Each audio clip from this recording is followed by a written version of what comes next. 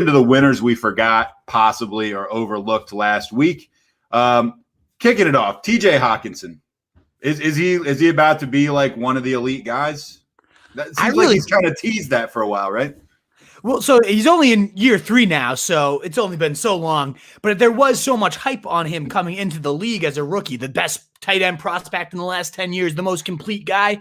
And we've seen glimpses of that. We've seen plenty of flashes of his talent, of his ability, but we haven't seen that truly elite season. And I really think this could be the year 3, where we see that breakout for a couple of reasons, but mostly the target hog status that he could hold coming into this year. The Lions vacated by far the most targets in the league, 334, along with a 59.5% of their target share. That's 73 more looks than the next closest Jags.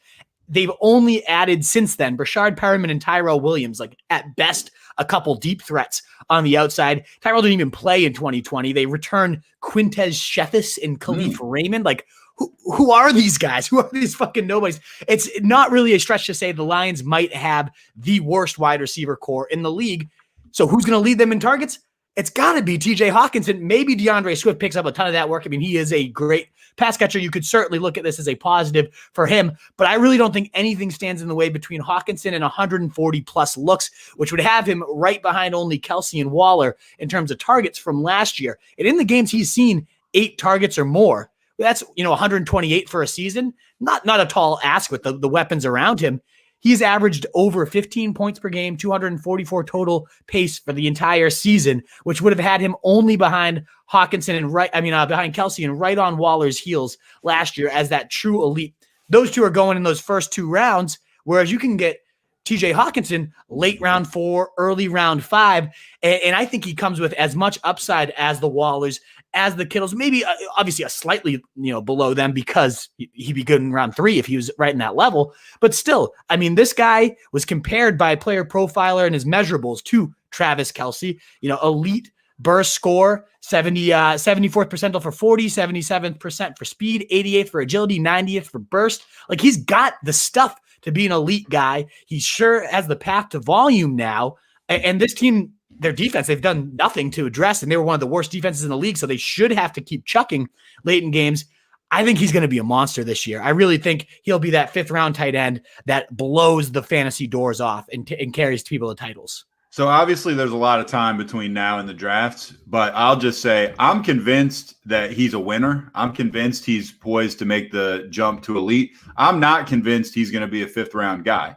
I actually think that he's going to become a much sexier pick as we get closer and closer. I think all the things that you pointed out, they're all going to get out into the general public's knowledge sphere. And I think eventually he's going to be like a sexy pick, a kind of a Martavis Bryant type sexy pick, if you will, of the Mass hometown boy, Mass Pirates, representing.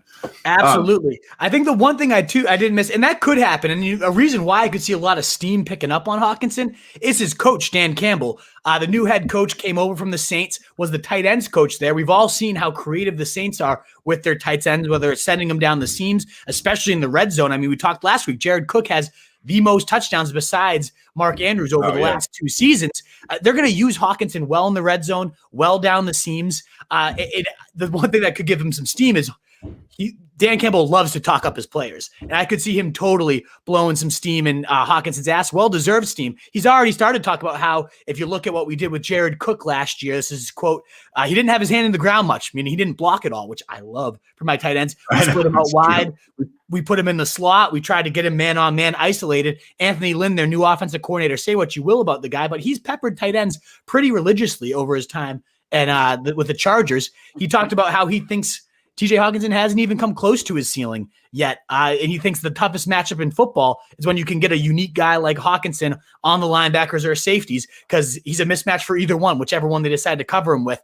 And if they put a corner on him, he's just going to pound the rock, he said. So it's going to be a long day if Hockenson can reach his ceiling, was kind of the quote of Anthony Lynn. So he's already getting the coach speak now. I can only imagine that starts to pick up steam later. But yeah, this guy's going to be a stud this year. I cannot wait to see what he does. And we overlooked him last time. What is up, you fantasy wolf? Thanks so much for tuning in. If you haven't already, share your thoughts in the comments, check out some more videos, and join the newest Wolfpack by subscribing below.